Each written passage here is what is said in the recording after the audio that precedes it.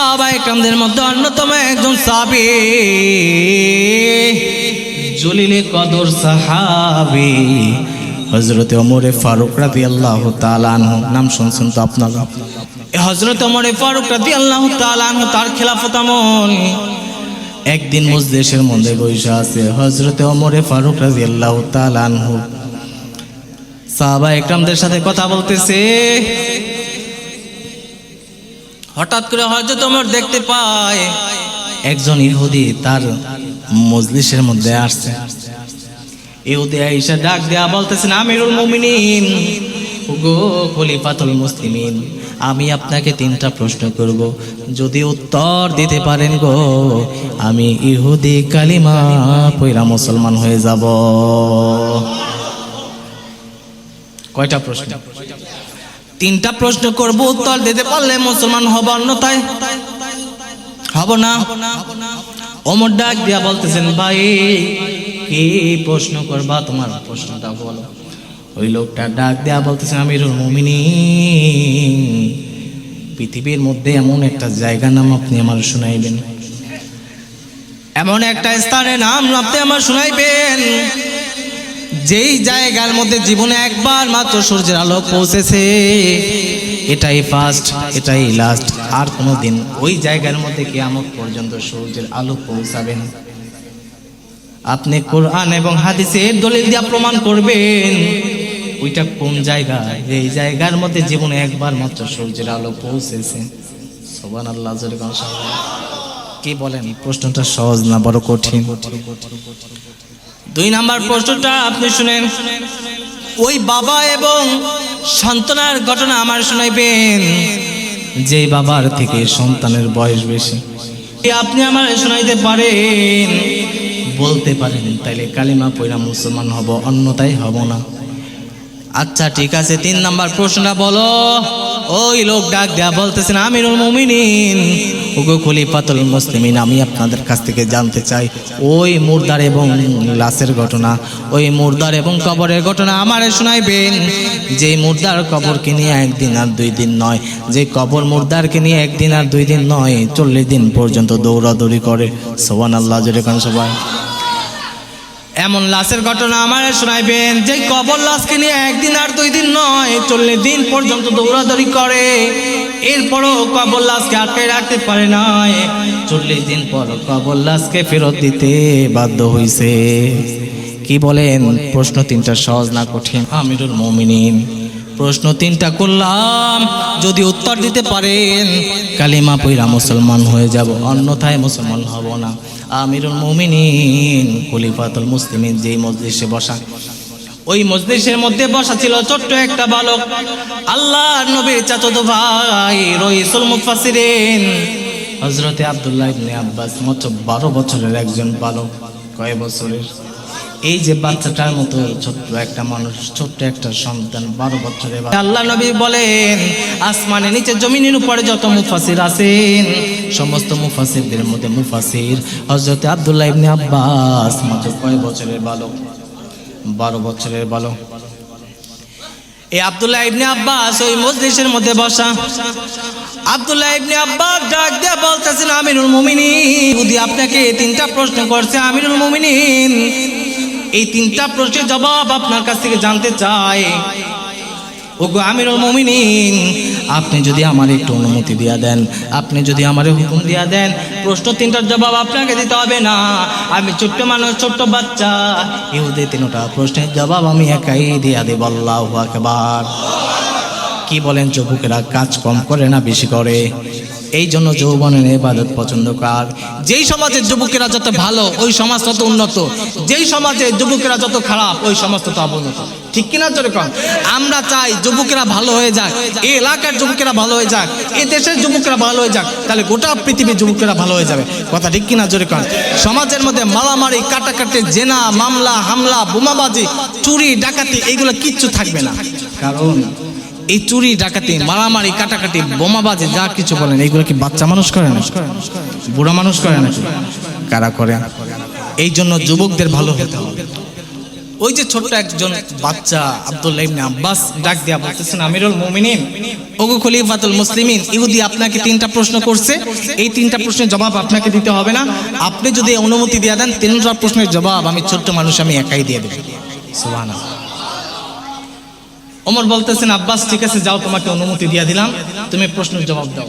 আব্দুল্লাহ ইবনে আব্বাস ডাক দিয়া বলতেছেন, ভাই ইহুদি, 1 নাম্বার প্রশ্ন করছো, পৃথিবীর মধ্যে এমন একটা জায়গার নাম তুমি জানতে চাইছো, যেই জায়গার মধ্যে জীবনে একবার মাত্র সূর্যের আলো পৌঁছেছে, এটাই ফার্স্ট, এটাই লাস্ট, আর কোনোদিন ওই জায়গার মধ্যে সূর্যের আলো যাবে না। কোরআন ও হাদিসের দলিল জানতে চাইছো, আমি তোমার কোরআন ও হাদিসের দলিল দেই, তুমি বলো কোরআন ও হাদিসের মধ্যে মুসা ও ফিরআউনের ঘটনা আছে না? আপনারা বলুন, ওই দেশের মধ্যে যে একজন বদমাশ ছিল মিস্টার ফেরাউন, এই ফেরাউন কি মুসা নবীর সহযোগী করছে না বিরোধিতা করছে? বিরোধিতা করছে না? মুসা কালিমুল্লাহ বনি ইসরাইলের মাঝে কালিমা আল্লাহ তাআলা পয়গম্বরকে জানাই দিলেন, পয়গম্বর এই জমিনে থাকতে পারবে না, পয়গম্বর হিজরত করতে হবে, ওই যে সুহাইব নবীর দেশ মাদিয়ানি শহরের দিকে যাইতে হবে। পয়গম্বর হযরতে মুসা কালিমুল্লাহ বনি ইসরাইলদেরকে নিয়ে রাতের বেলা রওনা করছে সুহাইব নবীর দেশে, নদী পাড়ি দিবে। এই দিক দিয়ে রাতের বেলা ওই যে ফেরাউনের বাহিনী মুসা পয়গম্বরকে ধাওয়া করার কথা, বনি ইসরাইলকে খতম করার কথা, কিন্তু আল্লাহ তাআলা ওদেরকে এমন ভাবে ঘুম পড়ে রাখছে যে ঘুম ভাঙতে দেরি হয়েছে। আল্লাহু আকবার জোরে কান সবাই। মুসা কালিমুল্লাহ বনি ইসরাইলকে নিয়ে রওনা মাদিয়ানি শহরের দিকে। আপনার কাজ শুধু আপনি সমুদ্রের মাঝে একটা আঘাত করবেন, আপনার কাজ শুধু সমুদ্রের মধ্যে একটা আঘাত করবেন, বাকি দায়িত্বটা আমার। আপনি একটা আঘাত করতে দেরি, আমি আল্লাহ 12টা রাস্তা বানাইতে দেরি করলাম না। আল্লাহু আকবার জোরে কোন সবাই। আপনারা প্রশ্ন করতে পারেন, রাস্তা হওয়ার মতো একটা হইলেই তো যথেষ্ট ছিল, এই ময়মনসিংহের মতো একটা হাইওয়ে হইলেই তো হইতো, 12টা রাস্তার কি দরকার ছিল? কারণ বনি ইসরাইলরা ছিল 12টা দল। কয়টা দল? এই আল্লাহ তাআলা বানাইছেন 12টা দল, জানি 12টা রাস্তা দিয়ে ঢুকতে পারে, কারোর সাথে কারো জানি মারামারি, এই বক্সিং জানি না হয়, কারোর শরীরের সাথে কারোর শরীর জানি স্পর্শ না লাগে, এই জন্য আল্লাহ তাআলা 12টা রাস্তা বানাইছেন। বাড়ি মারছেন, আঘাত করছেন সমুদ্রের মধ্যে একটা রাস্তা হয়েছেন কয়টা? আরো জোরে কয়টা? আরো জোরে বলেন কয়টা? 12টা রাস্তা বানাই দিয়েছেন। মুসা কালিমুল্লাহ সমুদ্রের মধ্যে, সমুদ্রের তলভূমি রাস্তা দিয়ে প্রবেশ করছে। এই দিক দিয়ে সুবে সাদিক হয়ে গেছে, ফজরের সময় ফেরাউনের বাহিনী প্রবেশ করবে, আর ওই দিক দিয়ে মুসা কালিমুল্লাহ সমুদ্রের মাঝামাঝি চলে গেছে, সুবে সাদিক হয়ে গেছে, সূর্য উঠে গেছে। সুবে সাদিক কি হয়েছে? হয়ে গেছে, তার মানে সূর্যের আলো সমুদ্রের তলায় পৌঁছে গেছে। কি বলেন, পৌঁছাইছে কি পৌঁছায় না? সূর্য উঠে গেছে, ওই যে পানি ভাগ হয়ে সমুদ্রের তলার মাঝখান দিয়ে যে রাস্তা বানাই দিয়েছেন, ওই রাস্তা দিয়ে কি হয়েছে? সূর্যের আলো ওইখানে পৌঁছাই গেছে। ওই যে সূর্যের আলো পৌঁছাইছে, আর কোনোদিন পৌঁছাবে না। মুসা কালিমুল্লাহ বনি ইসরাইলকে নিয়ে রওনা। এই দিক দিয়া ফেরাউন তার বাহিনীকে নিয়ে প্রবেশ করছেন নদীর পথে। প্রবেশ করার পর যখন প্রবেশ করবে, এই দিক দিয়ে ফেরাউনের ঘোড়াটা ছিল মর্দা ঘোড়া, পুরুষ ঘোড়া। ফেরাউনের ঘোড়াটা সামনে কদম আগায় না, ঘোড়াটা তার মানে বোঝা গেছে এখানে মনে হয় কোনো বিপদ আছে, যদি এখানে নামি বাঁচার কোনো উপায় নাই। ফেরাউনের ঘোড়াটা ওই ঘোড়ার পিছনে পিছনে যায়। আল্লাহু আকবার জোরে গান সবাই। ওই দিক দিয়ে পয়গম্বর সমুদ্র পার হয়ে গেছে মুসলমান, আর এই দিক দিয়া জিব্রাইলের ঘোড়ার পিছনে ফেরাউনের ঘোড়া চলতেছে। আল্লাহু আকবার। গন্তব্যের দিকে যাচ্ছে। যাইতে যাইতে যখন মা সমুদ্রের মধ্যে চলে যায়, লম্বা ইতিহাস আপনারা শুনেছেন, আমি লম্বা করব না। যখন মা সমুদ্রে চলে যায়, ওই দিক দিয়া আল্লাহ তাআলার ওই যে জিব্রাইলকে দিয়ে মাদি ঘোড়াটা পাঠাইছেন, ওই ঘোড়াটা উদাও হয়ে যায়। আল্লাহ তাআলা পানিকে হুকুম দিয়ে দিল, পানি রে, ওই শয়তানটা আমার নবীকে মারতে চাইছেন, পানি তুই আবার আগের মতো হয়ে যা, পানি আবার আগের মতো হয়ে যায়, ফেরাউনের বাহিনীকে জায়গার মতো খতম। আব্দুল্লাহ ইবনে আব্বাস ডাক দেয়া বলতেছেন, ভাই ইহুদি, তুমি ওই যে ঘটনা জানতে চাইছো জীবনে একবার মাত্র সূর্যের আলো পৌঁছেছে, ওটাই সেই ঘটনা। পয়গম্বর মুসা যখন সমুদ্রের মাঝামাঝি চলে আসে, পানি ভাগ হয়ে গেছে, সমুদ্রের মাঝ দিয়ে যে রাস্তা গেছেন ওই রাস্তার মাঝে যখন চলে আসে সুবে সাদিক হয়ে যায়, সূর্যের আলো সমুদ্রের তলায় পৌঁছায় যায়। ওই যে একবার সূর্যের আলো পৌঁছাইছে আবার পানি আগের মতো বল হয়ে গেছে। কিয়ামতের আগ পর্যন্ত পানি আর কোনোদিন শুকাবে না, ওই সমুদ্রের তলভূমিতে আর কোনোদিন সূর্যের আলো যাবে না। ও ভাই ওদি তুমি উত্তর পাইছনি? আল্লাহু আকবার। সবাই কি বলেন, আপনারা উত্তর পাইছেন? এই পিছের যে ভাইরা, তোমাদের কি সমস্যা? একজন পয়গম্বর, জলিল কদর পয়গম্বর, নাম তার হযরত উযাইর আলাইহিস সালাতু ওয়াস সালাম। নাম শুনছেন কখনো এই নবীর? হযরত উযাইর আলাইহিস সালাতু ওয়াস সালাম বনি ইসরাঈলদের মধ্যে একজন জলিল কদর পয়গম্বর নবী। একদিন সকালবেলা বের হয়েছেন একটা গাধার পিঠে করে, সাথে কিছু খাবার, তিল্লাতু, কেউ তিন ফল, কেউ বলে ডুমুর ফল, কয়েকটা শুকনা রুটি, একটু আঙ্গুরের রস, একটু পানি নিয়ে বের হয়েছেন সফর করার জন্য। আমার কথা বুঝতেছেন আপনারা? সফর করার জন্য বের হয়েছেন, এমন একটা জায়গার পাশ দিয়ে যাচ্ছিলেন, এমন একটা জনপদ এলাকার বস্তির পাশ দিয়ে যাচ্ছিলেন, যেইখানে রাস্তাঘাটগুলোর দিকে তাকাইয়া পয়গম্বর দেখলেন ওই জায়গাগুলোর যে ঘর বাড়িগুলো আছে এমন ভাবে ভেঙে পড়ে আছে, পয়গম্বর আশ্চর্য হয়ে গেছে। আপনারা বলুন, যদি কোনো একটা বিল্ডিং ভেঙে যায়, আগে কি ছাদ ভেঙে নিচে পড়ে নাকি একটা পিলার আর দেওয়াল ভাঙে? কিন্তু এমন একটা কাহিনী, আগে ছাদ ভেঙে মানুষগুলো যে আসছিল, মানুষগুলোর উপরে ছাদ ভেঙে নিচে পড়ছে, তার উপরে পিলার আর দেওয়াল পড়ছে। পয়গম্বর এটা দেখে অবাক হয়ে গেলেন। পয়গম্বর অবাক হয়ে গেলেন। পয়গম্বর আল্লাহ তাআলার কাছে ডাক দেয়া বলতেছিল, ওগো আসমান জমিনের মালিক আল্লাহ, তুমি তো মুর্দাকে জিন্দা করো আল্লাহ, তুমি যে পারো না, তুমি পারো। আমি যে অবিশ্বাস করি তা না, আমি অবিশ্বাস করি তুমি মুর্দা মানুষকে জিন্দা করো। কিন্তু কিভাবে মুর্দা মানুষকে জিন্দা করো? এই মানুষগুলো তো ভবনের নিচে মরে গলে পচে আছে, ভবনগুলা বিল্ডিংগুলা ভাঙা এদের উপরে পড়ছে। এই মানুষগুলো তো মাটির সাথে মিশে গেছেন, দুর্গন্ধ ছুটতেছেন, হাড়গুলো পর্যন্ত নষ্ট হয়ে গেছেন।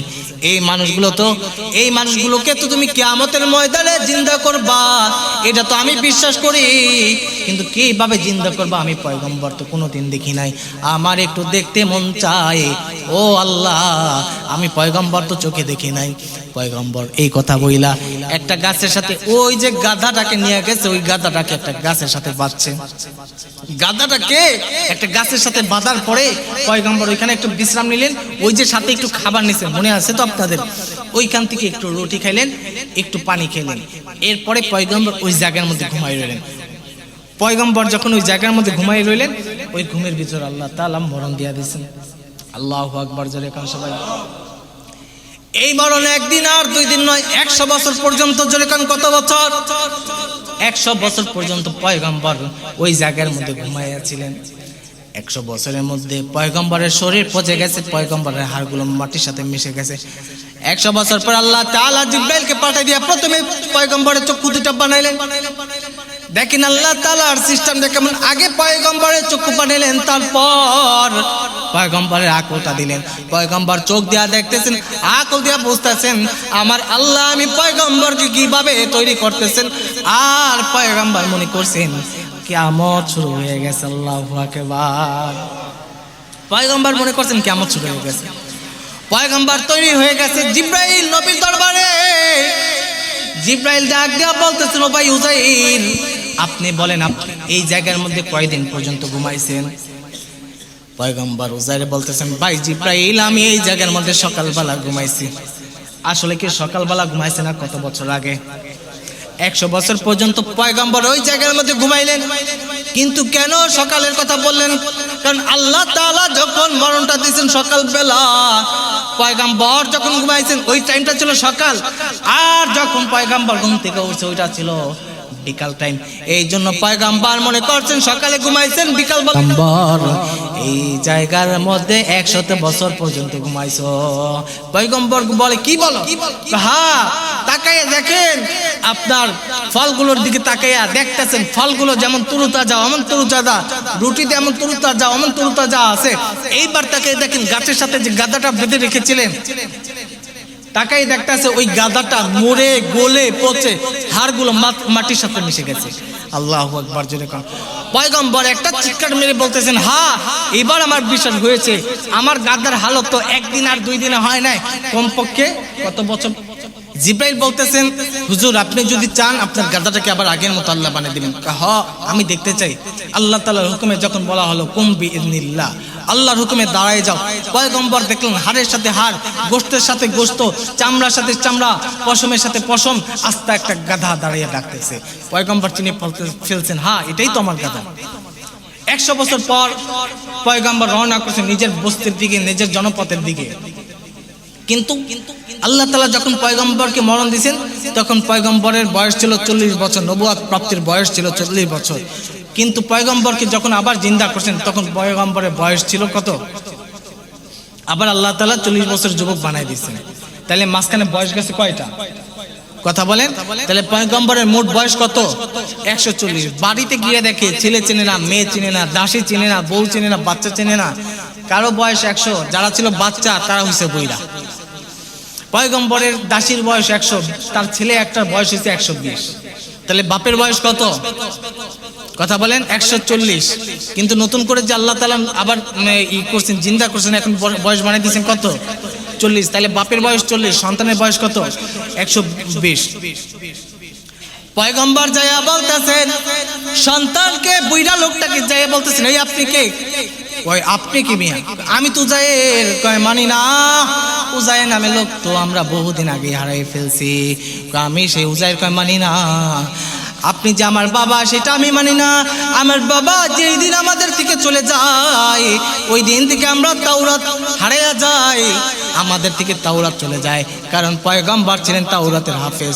কয় তাইলে কি করতে পারি? কয় আপনি যদি তাওরাত তেলাওয়াত করে শোনাইতে পারেন তাহলে বিশ্বাস করবো আপনি আমার বাবা। পয়গম্বর সাথে সাথে তাওরাত তেলাওয়াত করে শুনে দিলেন। কয় আর কি চাও? আর শুনতে চাই, আর জানতে চাই আমার বাবার কাঁধের মধ্যে মোহরের নবুয়তের একটা চিহ্ন ছিল।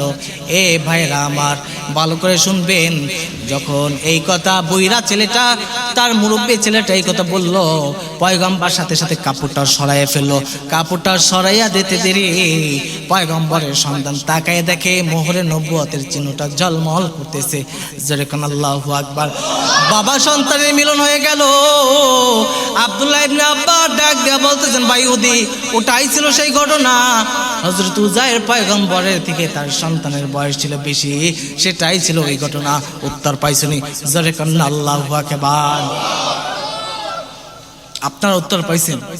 3 নাম্বার প্রশ্ন ছিল, এমন কবর এবং মুর্দারের ঘটনা শুনাইবা যে কবর লাশকে নিয়ে 1 দিন আর 2 দিন নয় 40 দিন পর্যন্ত দৌড়াইছে। ভাইউদি তুমি মনে করছো এটা বড় কঠিন প্রশ্ন, কিন্তু না না না, এটাও বড় সহজ প্রশ্ন। ইহুদের চোখের পানি টলটল করে পড়তেছে। ভাইরা আমার, আব্দুল্লাহ ইবনে আব্বাস ডাক দিয়া বলতেছেন, ভাইউদি তুমি কি জানোনি আল্লাহ তাআলা জলিল কদর একজন পয়গম্বর হযরত ইউনূস নবিয়ুল্লাহ পয়গম্বর জাতির উপর রাগ করে তখন তিনি তাদেরকে বললেন, তোমরা আমার দাওয়াত গ্রহণ করো না, অচিরেই তোমাদের উপর আযাব চলে আসবে, আমি তোমাদেরকে রেখে আমি অন্যত্রে চলে যাচ্ছি। পয়গম্বর রওনা করছেন, নদী প্রতিমধ্যে নৌকা পাড়ি দিতে হবে, নদীর রাস্তা। পয়গম্বর নৌকার মধ্যে উঠছেন, হঠাৎ করে নৌকা থেমে গেছেন। মাঝ নদীতে গিয়ে ঝড় তুলছেন। ঝড় আর ঝড়, নৌকার সামনে আগাইতেছে না। নৌকার মাঝি বলতেছেন, এই দেশের নিয়ম হলো কোন ভাগুরা গোলাম যে তার মালিকের অনুমতি ছাড়া পলায়ন করে তাকে নৌকা থেকে পানির মধ্যে না ফেলে দেওয়া পর্যন্ত নৌকার সামনে আগাবে না। পয়গম্বরের আর বুঝতে বাকি রইল না, আমি তো সেই ভাগুরা গোলাম, আমি আমার আল্লাহ তাআলাকে না বলে আমি আমার উম্মতদেরকে রেখে পলায়ন করতেছি। পয়গম্বর স্বীকার করলেন, ও নৌকার নাবিক, আমি সেই ভাগুরা গোলাম, আমি তো আমার আল্লাহ তাআলাকে না বলে পলায়ন করতেছি, তোমরা আমাকেই পানিতে ফেলে দাও। আল্লাহু আকবার বলবেন না? আল্লাহ তাআলা বোয়াল মাছকে ডাক দেয়া বলতেছেন, ও নদীর মাছ তাড়াতাড়ি করে যা, তোর পেটের মধ্যে আমার নবীকে জায়গা করে দে, আমার পয়গম্বরের একটা পশম পর্যন্ত বেঁচতে দিস না। ওই দিক দিয়ে ওরা ফালাই দিল, আর এই দিক দিয়ে বোয়াল মাছ হা করে আছে প্রস্তুত। পয়গম্বরকে গিলে ফেললেন। ওই মাছ পয়গম্বরকে পেটের মধ্যে নিয়ে, মুখের মধ্যে নিয়ে সমুদ্রের ভিতরে চলে গেছেন। এটাই ছিল তার জন্য কবর। আল্লাহু আকবার। এই মাছ একদিন আর 2 দিন নয়, 40 দিন পর্যন্ত এক প্রান্ত থেকে আর এক প্রান্ত পর্যন্ত যায়, লাশটাকে হজম করার চেষ্টা করে। আপনারা বলুন একজন পয়গম্বরের হেফাজতকারী যিনি, তিনি কে? তাফসিরের কিতাবের মধ্যে লেখেন, তোমরা যানবাহনের মধ্যে চলো, সামনের জায়গাটা যেমন গ্লাসের মতন, দুনিয়া সব দেখতে চাও সব দেখতে পারো। পয়গম্বরের পেটের সামনে সুন্দরভাবে এমনভাবে গ্লাস ফিট করে আল্লাহ তাআলা দিয়া রাখছেন। সমুদ্রের তলভূমিতে কোন প্রাণী কি করতেছে না করতেছে, কত জাতের প্রাণী আছে, সব পয়গম্বর দেখতে পারতেছে। আর পয়গম্বর শুনতে পান কি যেন গুনগুন করে আওয়াজ আসতেছেন। আপনারা বলুন সমুদ্রের মধ্যে যত হাঙর আছে, পাথর আছে, যত কুমির আছে, যত বড় বড় মাছ, ছোট মাছ, যত যা আছে সব কিছু জিকির করে, তাসবিহ পড়ে একমাত্র কার? আমরাও তাসবিহ পড়ব, জিকির করব একমাত্র একজনের, যিনি তিনি কে? এসো না আল্লাহর নামে গুন গাই, এসো না মন প্রাণ জোড়াই, এসো না মন প্রাণ জোড়াই। আল্লাহু আকবার বলো, আল্লাহু আকবার, আল্লাহু আকবার বলো, আল্লাহু আকবার, আল্লাহু আকবার বলো, আল্লাহু আকবার, আল্লাহু আকবার বলো, আল্লাহু আকবার। ও মধুর নামটি শুনে হৃদয় হাসে, ও মধুর নামে সুখ নেমে আসে। আল্লাহু আকবার জোরে কান সবাই। ও মধুর নামটি শুনে হৃদয় হাসে, ও মধুর নামে সুখ নেমে আসে। ও মধুর তুলনা হবে না, হবে না, ও মধুর তুলনা মিলে না, মিলে না, তুলনা নাই, নাই, নাই। আল্লাহু আকবার বলো, আল্লাহু আকবার, আল্লাহু আকবার বলো, আল্লাহু আকবার, আল্লাহু আকবার বলো, আল্লাহু আকবার, আল্লাহু আকবার বলো, আল্লাহু আকবার। যে নামে ইব্রাহিমের আগুন হলো পানি, ডাকার মতো ডাকলে আজও সাড়া দেবে তিনি। আল্লাহু আকবার জোরে কান সবাই। যে নামে ইব্রাহিমের আগুন হলো পানি, ডাকার মতো ডাকলে আজও সাড়া দেবে তিনি। ও নামের তুলনা মিলে না, মিলে না, ও নামের তুলনা হবে না, হবে না, তুলনা নাই, নাই, নাই। আল্লাহু আকবার বলো, আল্লাহু আকবার, আল্লাহু আকবার বলো, আল্লাহু আকবার। তাইলে তামাম সৃষ্টিকুলে যত প্রাণী আছে, যত গাছপালা তরুলতা আছে, সবাই জিকির করে কার? আগার মে সাজার মে তেরে রঙ্গে গুহায়, যে দার দেখতি হো সেরে বে তু হি তু হায়। পয়গম্বর তাকায় দেখলেন মাছের পেটের মধ্যে হযরত জিবরাইল। আল্লাহু আকবার জোরে কোন মুসলমান। পয়গম্বর ডাক দেয়া বলতেছেন, ভাই জিবরাইল, তুমি এই পানির অন্ধকারের ভিতরে, মাছের পেটের ভিতরে কিভাবে আসলাম? জিবরাইল ডাক দেয়া বলতেছেন, পয়গম্বর, যেই জায়গার মধ্যে আপনি ঢুকতে পারেন ওই জায়গার মধ্যে আমি জিবরাইলের ঢুকতে কোনো বাধা নাই। আপনারা জানেন হযরত ইউসুফ আলাইহিস সালাতু ওয়াস সালামকে যখন জেলখানার মধ্যে বন্দী করলো, আপনারা বলুন জেলখানার মধ্যে সাধারণত ভালো মানুষ ঢুকে না, খারাপ মানুষ? খারাপ মানুষ ঢুকে না, ভালো মানুষ ঢুকে? কথা বলে। সালাম ডাক দেয়া বলতে, ভাই জিবরাইল, এই চোট বাটপাড়ার জায়গায় আপনি কেন আসছেন? ডাক দেয়া বলতেছেন, পয়গম্বর, যেই জায়গার মধ্যে ইউসুফ আলাইহিস সালাতু ওয়াস সালামের মতো ভালো মানুষ যাইতে পারে ওই জেলখানাটা এখন আর অপবিত্র না, ওই জেলখানাটা অপবিত্র হয়ে গেছে। হযরত ইউনূস আলাইহিস সালাতু ওয়াস সালাম ডাক দেয়া বলতেছেন, ভাই জিবরাইল, তুমি কেন আসলা? কয়, আপনি যেইখানে ঢুকতে পারেন সেইখানে আমার ঢুকতে কোনো বাধা নাই। এইবার ইউনূস নবী ডাক দেয়া বলতেছেন, ভাই জিবরাইল, আমি পানি নিচে বইসা কিসের শব্দ শুনতেছি? জিবরাইল ডাক দেয়া বলতেছেন, ও পয়গম্বর, সমুদ্রের মধ্যে যত প্রাণী আছে, যত হাঙর আছে, কুমির আছে, যা কিছু আছে, সবাই আল্লাহ তাআলার কদমে সেজদা পইরা আল্লাহ তাআলার তাসবিহ করতেছে। আল্লাহু আকবার। পয়গম্বরের আর বুঝতে বাকি নাই, পয়গম্বর সাথে সাথে দোয়া করলেন, লা ইলাহা ইল্লা আনতা সুবহানাকা ইন্নী কুনতু মিনাজ জালিমিন। আল্লাহু আকবার। পয়গম্বর ডাক দেয়া বলতেছেন, আল্লাহ তুমি ছাড়া কোনো ইলাহ নাই, আমি তো জালেম না বলে সফর করেছি, আল্লাহ আমি তো জুলুম করেছি, আল্লাহ তুমি আমার মাফ করে দাও।